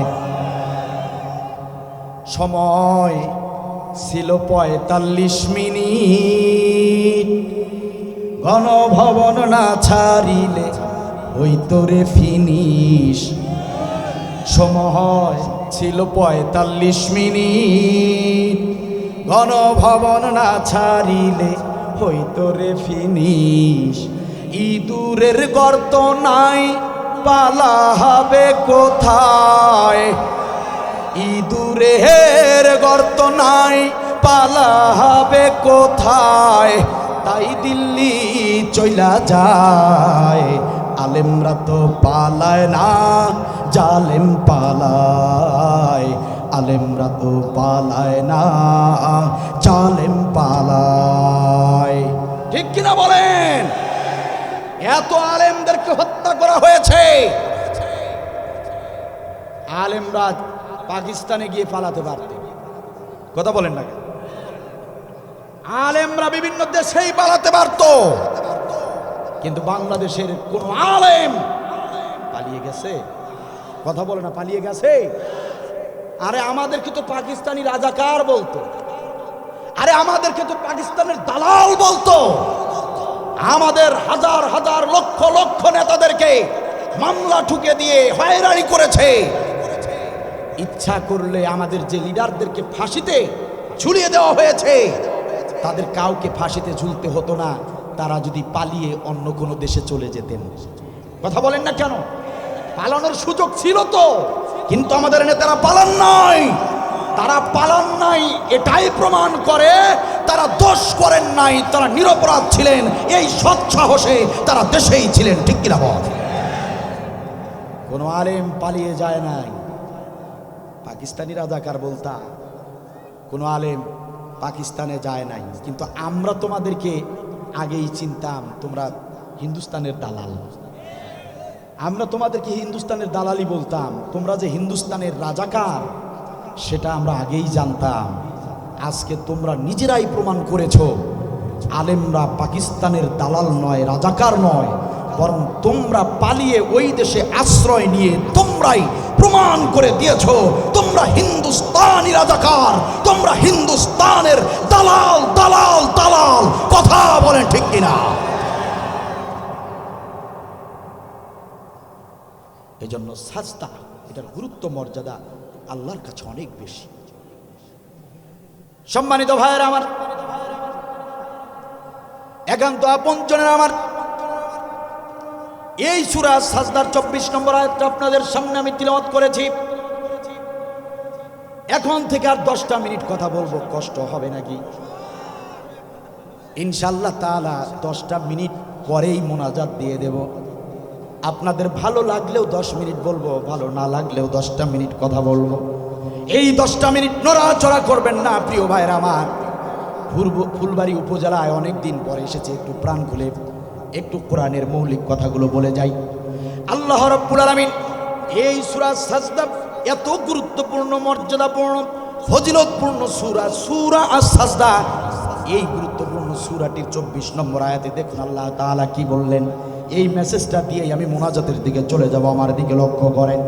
আল্লাহ রাব্বুল আলামিন বললেন, ওয়াজআলনা মিনহুম আইম্মাতান ইয়াহদুনা বিআমরিনা। আল্লাহু আকবার। আল্লাহ রাব্বুল আলামিন বললেন ওয়াজআলনা, আর আমি দান করেছিলাম মিনহুম আইম্মা, তাদের মধ্য থেকে অনেকদেরকেই রাষ্ট্র ক্ষমতা দান করেছিলাম। আমি অনেককেই তাদের মধ্য থেকে, মানে পৃথিবীর মানুষদের মধ্য থেকে আমি আল্লাহ রাব্বুল আলামিন অনেককেই যোগ্য নেতা বানিয়েছিলাম, রাষ্ট্রনায়ক বানিয়েছিলাম। যেমন আল্লাহর যোগ্য এই পৃথিবীতে রাষ্ট্র পরিচালনা করেছিলেন একজন যোগ্য নেতার নাম ছিল হযরতে সুলাইমান আলাইহিস সালাম। ঠিক কিনা বল? আল্লাহ রাব্বুল আলামিন 24 নম্বর আয়াতে বলছেন, বান্দারা শোনো, পৃথিবীর জমিনে মানুষদের মধ্য থেকে আমি অনেককেই রাষ্ট্র ক্ষমতা দান করেছিলাম, রাষ্ট্রের নায়ক বানিয়েছিলাম, অনেককেই আমি বানিয়েছিলাম। যেমন হযরতে সুলাইমান, হযরতে দাউদ, হযরতে জুলকরনাইন, হযরতে বিশ্বনবী মুহাম্মদ সাল্লাল্লাহু আলাইহি ওয়াসাল্লাম, হযরতে আবু বকর, হযরতে ওমর, হযরতে ওসমান, হযরতে আলী। একটু জবান খুলে বলেন, এরা যোগ্য ছিল না অযোগ্য? আল্লাহ রাব্বুল আলামিন বলেন, বান্দা বান্দিরা শোনো, আমি তোমাদের মধ্য থেকে, পৃথিবীর ওই লোকদের মধ্য থেকে, তাদের মধ্য থেকে আমি অনেককেই রাষ্ট্র ক্ষমতা দান করেছিলাম যারা ছিল যোগ্য নেতা। এই যোগ্য নেতার 3টা বৈশিষ্ট্য ছিল। সুবহানাল্লাহ বলেন। আল্লাহ রাব্বুল আলামিন তার ভাষায় বলতেছেন, আমি যাদেরকে যোগ্য নেতা হিসেবে, আমি যাদেরকে রাষ্ট্র ক্ষমতা দান করেছিলাম তাদের 3টি গুণ ছিল। সম্মানিত ভাইয়েরা আমার, আল্লাহ আমাদেরকে বলতেছেন তাদের 3টি গুণ ছিল। এই 3টি গুণ তোমরা জেনে নাও। 24 নম্বর আয়াতটা খোলো, সূরা সাজদার 24 নম্বর আয়াতটা খুলে দেখো। 3টা গুণ ছিল যারা আমার যোগ্য রাষ্ট্রনায়ক ছিল, তাদের 3টা গুণ ছিল। একটু আওয়াজ দিয়ে বলেন, কয়টা গুণ? আরো জোরে। 3টা গুণ ছিল। আল্লাহ রাব্বুল আলামিন বলেন, 1 নম্বর গুণ তাদের ছিল। কি গুণ ছিল? ইয়াহদুনা বিআমরিনা। আল্লাহু আকবার। 1 নম্বর গুণ ছিল ইয়াহদুনা বিআমরিনা, তারা মানুষদেরকে, তারা কর্মীদেরকে আল্লাহর বিধানের দিকে ডাকতো। চিল্লা বল সুবহানাল্লাহ। তাহলে যোগ্য নেতার 1 নম্বর গুণ হবে, সে ডাকবে কার দিকে? আল্লাহর বিধানের দিকে। ইয়াহদুনা বিআমরিনা, আল্লাহর হুকুমের দিকে, আল্লাহর আইনের দিকে, আল্লাহর বিধানের দিকে। কথা আমার নাকি আল্লাহ? খারাপ লাগছে আপনাদের? আল্লাহর বক্তব্য তাহলে যোগ্য নেতা তারা আল্লাহর বিধানের দিকে মানুষদেরকে ডাকে যারা। ঠিক কিনা বলেন? সম্মানিত ভাইয়ের আমার, আপনাদের ফুলবাড়ী উপজেলায় এমন লোক আছে নাকি যে লোক বলে, আসো আসো কোরআনের দিকে আসো, কোরআনের বিধানের দিকে আসো। ও আমার ফুলবাড়ী উপজেলার মুসলমানেরা, দিন কায়েমের আন্দোলনে আসো, দিন কায়েমের আন্দোলনে শামিল হয়ে যাও। আল্লাহর পথে আসো। ও আমার কর্মীরা, তোমরা নামাজ ঠিক মতো পড়ছো কিনা? ও আমার কর্মীরা, তোমরা কোরআন অধ্যয়ন করো কিনা? ও আমার দলের লোকেরা, ও মুসলমান ভাইরা, তোমরা ঠিক মতো নামাজ আদায় করো কিনা? কোরআন অধ্যয়ন করো কিনা? ইসলামী সাহিত্য পড়ো কিনা? পিতামাতার খেদমত করো কিনা? হালাল উপার্জন করো কিনা? আসো আসো, কোরআনের দিকে আসো, কোরআন তোমাদেরকে মুক্তি দেবে, শান্তি দেবে। এমন কথা বলে এরকম লোক, এরকম নেতা আপনাদের উপজেলায় আছে কিনা? আওয়াজ দিয়ে বলেন আছে না নাই? আমার আল্লাহ বলেন, বান্দারা শুনে রাখো, ওটা 1 নম্বর কোয়ালিটি, যোগ্য নেতার 1 নম্বর কোয়ালিটি, ওটা আমার নবী রাসূলদের কোয়ালিটি, ওটা আমার নবী রাসূলের সাহাবীদের কোয়ালিটি। এরকম লোক যদি পেয়ে যাও, এরকম নেতা যদি পেয়ে যাও, যে নেতারা কোরআনের দিকে মানুষদেরকে ডাকে, যে নেতারা মানুষদেরকে আল কোরআনের দিকে ডাকে, দিন কায়েমের দিকে ডাকে, যে নেতারা মানুষদেরকে আল্লাহর পথে ডাকে, কোরআনের পথে ডাকে, দিন কায়েমের আন্দোলনে শামিল হতে বলে, যে লোকেরা নামাজ কায়েমের পথে ডাকে, আমার আল্লাহ বলেন ইয়াহদুনা বি আমরিনা, এটা হলো 1 নম্বর কোয়ালিটি। যদি এরকম নেতা তোমাদের উপজেলায় থাকে, তোমাদের দেশে থাকে, তোমাদের গ্রামে থাকে, তোমাদের জেলায় থাকে, তাহলে চিন্তা করো না, কাল বিলম্ব করো না, ওই নেতার পিছনে সমর্থন দাও, নেতাকে সমর্থন দাও, নেতার পিছনে সময় দাও, ওই নেতার পিছনে অর্থ দিয়া দিয়া ওই নেতাকে সংসদ পর্যন্ত পৌঁছায়া দাও। সংসদ পর্যন্ত পৌঁছায়া দেওয়া দায়িত্ব তোমাদের, আর দিন বিজয় করার দায়িত্ব আমি আল্লাহ। কথা আমার নাকি আল্লাহ? আছে এমন নেতা আছে? চাচা মিয়া নামাজ পড়তে পড়তে কপালে দাগ ফেলেছেন, টাকা আছে, প্রতি বছর উমরা করছেন, এত পরহেজগার মানুষ আপনি, নামাজের সময় নামাজ আদায় করেন, মসজিদের ভিতরে রুকুর সময় রুকু করেন, সিজদার সময় সিজদা করেন, যেখানে যেটা তিলাওয়াত করা লাগে সেটাই করেন, গোটা নামাজটা কোরআন হাদিসের আলোকে আদায় করেন। উমরায় যখন যান, উমরা পালন করেন কোরআন হাদিসের অনুযায়ী, সুন্নাহ অনুযায়ী। কিন্তু চাচা মিয়া, যখন নির্বাচন চলে আসে, তখন আপনি কোরআন হাদিসের সুন্নাহ অনুযায়ী কেন আপনি ভোট দেন না? ও চাচা মিয়া, আপনি এত বড় নামাজি, এত বড় হাজি, এত বড় মুন্সি মৌলবী, কিন্তু নির্বাচনের সময় ও চাচা মিয়া, ওই যে কপালে দাগ ফেলেছেন নামাজ পড়ে পড়ে, ওই যে বছরে বছরে উমরা করেছেন, এত পরহেজগার ব্যক্তি আপনি, অথচ নির্বাচনের সময় এলাকার সবচেয়ে নিকৃষ্ট মানের, জঘন্য মানের, সবচেয়ে মদারু, সবচেয়ে তাসারু, সবচেয়ে জুয়ারু, সবচেয়ে বড় বড় মুসারু, এরকম নারী ধর্ষণকারী, এরকম গুন্ডা, এরকম মাস্তান, এরকম টপ টেররকে আপনি কেমনে ভোট দেন? আপনি কেমনে সমর্থন করেন? আপনি যখনই ওই মদারু, তাসারু, জুয়ারু মার্কা নেতাদেরকে সমর্থন করে সংসদে পাঠিয়েছেন, ও চাচা মিয়া ভালো করে মনে করে দেখেন, তখনই আপনার ওই নামাজ, রোজা, হজ, যাকাত সব কিছু বরবাদ হয়ে গেছে, সব কিছু বরবাদ হয়ে গেছে। আপনার নামাজ, রোজা, হজ, যাকাত আল্লাহর দরবারে কবুল হয়নি, কিয়ামত পর্যন্ত হবেও না। কাল হাসরের ময়দানে ওই মুসারু নেতার পিছনে দাঁড়াতে হবে, যে নেতাকে সমর্থন করেছেন, যে নেতা রিক্সাওয়ালার গালে থাপ্পড় মেরেছে, যে নেতা রিক্সাওয়ালার কাছে চাঁদা নিয়েছে, যে নেতা মানুষদেরকে হত্যা করেছে, যে নেতা মানুষদেরকে মানুষ মনে করে নাই, মানুষদেরকে অপমান করেছে, যে নেতা মানুষের টাকা আত্মসাৎ করেছে, ওই নেতাকে আপনি ভোট দিয়েছিলেন। কাল হাসরের ময়দানে ওই নেতার পিছনে লাইনে দাঁড়িয়ে থাকতে হবে।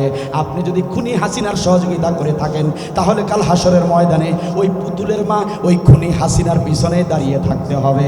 ওই হাসিনা খুনির বিচার হবে যেটা, আপনারও বিচার হবে সেটা। যারা যে নেতার পিছনে ছিলেন, কাল হাসরের ময়দানে ওই নেতার পিছনে দাঁড়িয়ে জাহান্নামে যেতে হবে, জাহান্নামে যেতে হবে, বাঁচার উপায় থাকবে না। কথা আমার নাকি আল্লাহ? কয় যে বাপ দাদারা ভোট দিত ওদেরকে, ওরে চাচা মিয়া, বাপ দাদারা ভুল করেছে বলে তুমিও ভুল করবা নাকি? তোমার বাপ দাদারা তো মোবাইল ফোন চালায় নাই, তুমি চালাও কেন? কথা বলেন না কেন? ভণ্ডামি করার জায়গা পাও না। বাপ দাদারা নৌকায় মেরেছে, এখন আমাদেরকেও মারতে হয়। আরে বেটা, হাসরের ময়দানে তোমার ওই বাপ দাদা তোমাকে বাঁচাতে পারবে না। হাসরের ময়দানে ওই নৌকার মাঝি মাল্লা যারা ছিল, যারা পালিয়েছে হিন্দুস্তানে, তারা তোমাকে সুপারিশ করতে পারবে না। তাদেরকে সাথে নিয়েই তোমাকে জাহান্নামে যেতে হবে, জাহান্নামে যেতে হবে। কথা বলেন ঠিক না? আমার আল্লাহ বলেন, বান্দা নামাজ, রোজা, হজ, যাকাত আমি আল্লাহর হুকুম মতো করো। 24 নম্বর আয়াত খুলে দেখো, সূরা সাজদা। নির্বাচনে নেতাও বানাতে হবে আমি আল্লাহর হুকুমে। সুবহানাল্লাহ বলেন না কেন? কার নির্দেশ মতো? নির্দেশ কি? 1 নম্বর গুণ দেখতে হবে, তোমার নেতা মানুষদেরকে আল্লাহর দিকে, আল্লাহর বিধানের দিকে ডাকে কিনা। কি ঠিক কিনা বলে কথা কার? তাহলে 1 নম্বর গুণ আমরা পেলাম। আমাদের এখন বোঝা দরকার, জানা দরকার যে আমাদের এরকম যদি যোগ্য নেতা থাকে তাহলে তার পিছনে আমাদেরকে কাজ করতে হবে। ঠিক কিনা বলেন? ঠিক কিনা বলেন? আর যদি এমন কেউ এখানে থাকেন যারা ওই যে মুসারু, মদারু, তাসারু, জুয়ারু মার্কা নেতার পিছনে ছিলেন সারা জীবন, আছে না এরকম লোক? আছে না? আপনাদের জন্য একটা এক্সক্লুসিভ একটা মেসেজ। যদি আজকের আলোচনা শুনে আপনার মনে হয় যে আগে জানতাম না, জানলে ওই দল করতাম না, ওই মুসারু নেতার পিছনে থাকতাম না, এটা যদি আপনার মনে হয়, আজ রাতে এই মাহফিল থেকে যাবার পরে রাতে ঘুমানোর আগে বাল্বটা নিভিয়ে দিয়ে ঘরটা অন্ধকার অবস্থায় চোখ বন্ধ করে আল্লাহর কাছে তওবা করুন। নিজে নিজে তওবা করুন। তওবা করতে ইমাম লাগবে না, আলেম লাগবে না, খতিব লাগবে না। তওবা করুন, আল্লাহ আমি তো জানতাম না, আমি বুঝতাম না, আমি তো না জেনে না বুঝে জালিমের পক্ষে সমর্থন দিয়ে অনেক পাপের বাগী হয়েছে আল্লাহ। কিন্তু আজকের ওয়াজ শুনে বুঝলাম যে কাজটা আমার ঠিক হয় নাই। আপনি আল্লাহর কাছে তওবা করুন, মনে মনে আল্লাহকে সিদ্ধান্ত জানান, আল্লাহ মানুষের তৈরি করা মতবাদ, মানুষের তৈরি করা গঠনতন্ত্রের দলকে আমি তালাক দিলাম, বায়ান তালাক দিলাম। কাল সকাল থেকে ইসলামী আন্দোলনে যোগ দেব। কাল থেকে আমি ইসলামী দল করব, ইসলামী ওই সব যোগ্য নেতাদের পিছনে শ্রম দিব যারা মানুষদেরকে আল্লাহর বিধানের দিকে ডাকে, যারা মানুষদেরকে দিন প্রতিষ্ঠার দিকে ডাকে। আল্লাহ তুমি সাক্ষী থাকো, তুমি আমার তওবা কবুল করো, গুনাহ খাতা মাফ করো, আর কাল থেকে আমাকে ইসলামী দলের সহযোগী সদস্য হিসেবে কবুল করো। এইভাবে তওবা করুন। যদি বাঁচতে চান তওবা করুন, যদি বাঁচতে চান তওবা করুন, নইলে হাসরের ময়দানে রেহাই পাবেন না, আল্লাহ ছাড় দিবেন না, ছাড় দিবেন না। নবী সাল্লাল্লাহু আলাইহি ওয়াসাল্লাম বলেন 6 শ্রেণীর মানুষ বিনা হিসাবে জাহান্নামে চলে যাবে। 6 শ্রেণীর মুসলমানেরা বিনা হিসাবে জাহান্নামে চলে যাবে। 1 নম্বর ওই মুসলমানেরা বিনা হিসেবে জাহান্নামে যাবে। রাজুলুন ফারিকুল জামাত, রাজুলুন ফারিকুল জামাত, যারা দুনিয়ার জীবনে ইসলামী দল না করে মানুষের তৈরি দল করেছে। ইসলামী দল যারা করে নাই, ইসলামী আন্দোলন যারা করে নাই, বিশ্বনবী বলেন বিনা হিসাবে তাদেরকে জাহান্নামে পাঠানো হবে, বিনা হিসাবে জাহান্নামে পাঠানো হবে। তাদের আমলনামা দেখা হবে না, তাদের সাথে আল্লাহ কথাও বলবেন না, আল্লাহ তাদের সঙ্গে সাক্ষাৎ করবেন না। তারা হাসরের ময়দানে উত্থিত হবে, ফেরেশতারা ঘাড়ে ধরে ধরে বিনা হিসাবে জাহান্নামে পাঠায় দিবে। সম্মানিত ভাইয়েরা আমার, ফুলবাড়ি উপজেলার মানুষেরা, আপনাদের মনে আঘাত দেবার জন্য আব্দুল বারী এখানে আসে নাই, আপনাদের মনে কষ্ট দেওয়ার জন্য আসে নাই। আব্দুল বারী আপনাদেরকে শত্রুতা তৈরি করার জন্য আব্দুল বারী এখানে আসে নাই। আমি এসেছি আপনাদেরকে শুধু মেসেজ দেওয়ার জন্য। কোরআনুল কারীম আমার সামনে আছে, কোরআনের কিছু হক কথা আপনাদের কান পর্যন্ত পৌঁছে দেয়াই আমার দায়িত্ব। মানবেন কি মানবেন না সেটা আপনার ব্যাপার। যদি আপনারা আজ রাতেই তওবা করে ইসলামী দলে যদি যোগ দিতে পারেন, মানুষের তৈরি করা মতবাদ থেকে যদি আপনি যদি মানুষের তৈরি করা গঠনতন্ত্রের দলটাকে তালাক দিতে পারেন, আল্লাহর কোরআন বলছে আপনার তওবা কবুল হয়ে যাবে। আল্লাহ রাব্বুল আলামিন আপনাকে হযরতে ওমরের মতো জীবনটা পরিবর্তন করে দিবে। ওয়া সাদ্দু আন সাবিলিল্লাহ আদাল্লা আমালাহুম, সূরা মুহাম্মদের 1 নম্বর আয়াত। ওয়া সাদ্দু আন সাবিলিল্লাহ আদাল্লা আমালাহুম, যারা ইসলামী দলের বিরোধিতা করে, করছে না, যারা ইসলামী দলের বিরোধিতা করে, আল্লাহ বলেন, এটা আল্লাহর কথা, এটা হাদিস না। আদাল্লা আমালাহুম, আমি আল্লাহ তাদের সমস্ত আমল বরবাদ করে দেই। নাউজুবিল্লাহ। তাহলে ইসলামী দল যারা করেন নাই, তাদের নামাজ, রোজা, হজ, যাকাত, দান, সাদাকা, পিতামাতার সেবা, প্রতিবেশীর হক, বন্ধু বান্ধব, আত্মীয়ের হক, যত আমল আপনি করেছেন, একটা অপরাধে সব আমল বরবাদ। কি অপরাধ? ইসলামী দল না করে মানুষের তৈরি দল করেছেন। তাই সবশেষে আপনাদের কাছে আমি আহ্বান জানাই, আমি আপনাদেরকে যতটুকু মেসেজ দেবার আপনাদের সামনে আমি মেসেজ দিয়েছি, কোরআনুল কারিমের নির্দেশনা অনুযায়ী আপনাদের সামনে আমি হক কথা তুলে ধরার চেষ্টা করেছি। এবং আমি আশা করছি আপনারা যারা বিবেকবান, উঠবেন না, মোনাজাত দিচ্ছি, চাচা বসেন, মোনাজাত দিয়ে দিচ্ছি। তো উঠবেন না, উঠবেন না, এক্ষুনি মোনাজাত দিচ্ছি, আলোচনা শেষ করে দিয়েছি। আমার বিশ্বাস আপনারা আলোচনাগুলো শুনে অবশ্যই বোধগম্য হয়েছেন এবং আপনারা মানার চেষ্টা করবেন। আমরা দোয়া করছি আল্লাহ তাআলা আপনাদেরকে মানার জন্য আল্লাহ কবুল করুন, বলেন আমিন। আপনাদের সবাইকে আন্তরিকভাবে কৃতজ্ঞতা প্রকাশ করছি। আপনারা অনেকক্ষণ ধরে ধৈর্য ধারণ করে কঠিন থেকে কঠিনতর কথাগুলো শুনলেন। কোনো রস নাই, কষ নাই, কোনো গান নাই, ফান নাই, ঢং নাই, নাচ নাই। কোরআনের কিছু হক কথা, কঠিন কথা, তিক্ত কথা, এই কথাগুলো আপনারা বসে বসে শুনলেন। এজন্য আপনাদের প্রতি আমি আন্তরিক শুভেচ্ছা জানাচ্ছি। সেই সঙ্গে মাহফিল ইন্তেজামিয়া কমিটির প্রতি আমি কৃতজ্ঞতা প্রকাশ করছি। আল্লাহ তাআলা আমাদের সবাইকে কবুল করুন।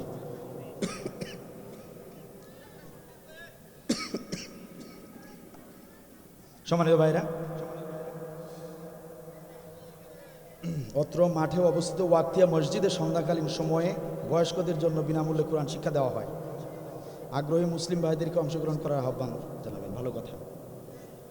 এই মাঠেই একটা ওয়াক্তিয়া মসজিদে সন্ধ্যাকালীন বয়স্কদের কোরআন শিক্ষা একটা কোর্স চালু আছে। আলহামদুলিল্লাহ বলেন। অনেকে মুরব্বী হয়ে গেছেন, কোরআন পড়তে জানেন না। কোরআন পড়তেই হবে, এটা সবার আগের ফরজ, প্রথম ফরজ। এজন্য বয়স্ক যারা আছেন, সন্ধ্যার পর তো কোনো কাজ থাকে না, ওই মোড়ে চায়ের দোকানে বসে টিভি না দেখে, বাড়িতে বসে গল্পগুজব না করে, একটু কষ্ট করে আপনাদের বাড়ির কাছেই এই মাঠে, এই ওয়াক্তিয়া মসজিদে বিনামূল্যে, কোনো টাকা লাগবে না, কোরআন শিক্ষা আসর বসা হয়, সেখানে আপনারা বসবেন। এটা খুবই ভালো উদ্যোগ যারা করেছেন, আর আপনারা যারা পড়বেন, সবার জন্যই আল্লাহ রাব্বুল আলামিন কল্যাণ রাখবেন। এই জন্য আপনাদেরকে আহ্বান জানাচ্ছি, অবশ্যই আপনারা সেখানে যুক্ত হবেন। সবশেষে আপনাদের কাছে আমি অনুরোধ করব, আপনারা জানেন যে এই মাহফিলটা একটা হাফিজিয়া মাদ্রাসার উদ্যোগে, এতিমখানার উদ্যোগে। এই হাফিজিয়া মাদ্রাসা, এতিমখানার সহযোগিতা আপনাদের, আপনারাই বছরের পর বছর সহযোগিতা করে আসছেন, ঠিক কিনা? আপনারাই সহযোগিতা করছেন বলেই মাদ্রাসাটা টিকে আছে। আপনারা সহযোগিতা করেছেন, এখনও করবেন, কিয়ামত পর্যন্ত করবেন, যতদিন হায়াত আছে। সম্মানিত ভাইরা, কমিটির পক্ষ থেকে অনুরোধ এসেছে যে এখনও যারা অংশগ্রহণ করেন নাই সহযোগিতার বেলায় আর্থিকভাবে, একটু মেহেরবানি করে আসেন, আমাকে বলেন, নগদ অথবা বাকি আমাকে বলেন, আমি আপনার নাম ধরে দোয়া করে দেব ইনশাআল্লাহ। এখনও যারা মাহরুম আছেন, 5,000, 3,000, 2,000, 1,000, 500, যে যা পারেন আমার কাছে আসেন অথবা হাত তুলেন, আমি আপনার নাম ধরে দোয়া করে দেবো। আমি মুসাফির মানুষ। আমার বাসা কিন্তু বুরুঙ্গামারী উপজেলা। আমার বাসা কোথায়? বুরুঙ্গামারী উপজেলা। আমি থাকি রংপুর বানিয়াপাড়া। রংপুরে জুমার নামাজ পড়াই আমি। সম্মানিত ভাইরা, তো কয়েকদিন হয় বের হয়েছি প্রোগ্রামে, এক জেলা থেকে এক জেলা চলছে প্রোগ্রাম। এই জন্য আমি মুসাফির মানুষ, তার উপর আবার মাজলুম মানুষ। বিগত সরকারের আমলে কয়েকবার জেল খেটেছি, সেই কারণে মাজলুমের মর্যাদাটুকু আছে আল্লাহর কাছে। এজন্য আপনাদের জন্য আমি মাজলুম মানুষ, মুসাফির মানুষ, প্রাণ খুলে দোয়া করি। মা বোনেরা যারা আছেন, আপনারা অনেকেই বিপদে আছেন, অনেকে অসুস্থ আছেন, অনেকে কলহ বিবাদে আক্রান্ত। মা বোনেরা অনেকেই অনেক বিপদে আছেন, মানত করেন, আল্লাহর নামে মানত করেন। 5,000 টাকা, 2,000 টাকা, 1,000 টাকা, 500 টাকা দিয়ে মানত করেন আল্লাহর নামে। ইনশাআল্লাহ আল্লাহ আপনার দোয়া কবুল করে নেবেন। অনেকেই আছেন যাদের বাবা নাই, মা নাই, কবরবাসী হয়ে গিয়েছে। অনেকের সন্তান কবরবাসী হয়েছে, অনেকের বন্ধু বান্ধব, ভাই ব্রাদার কবরবাসী হয়েছে। তাদের রুহের মাগফিরাতের জন্য হলেও 500 দেন, 1,000 দেন, 2,000 দেন। আল্লাহর নবীর ঘর মাদ্রাসা, অথবা ধান দিতে পারেন। এই যে ধান কাটাকাটি শুরু হয়ে যাবে, যাদের যে ফসল আছে ফসল কেটে ফসল দিবেন। আছেন কি এরকম কেউ? আছেন কি ডানে বামে পিছনে? অতিথিদের মধ্যে কে আছেন, সামনে কে আছেন? একটু মেহরবানি করে বলেন, আমি মুনাজাত করে দিয়ে যাবো ইনশাআল্লাহ।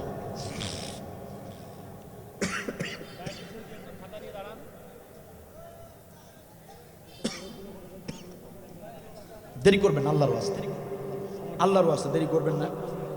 অবশ্যই অবশ্যই। সভাপতি ভাই অসুস্থ।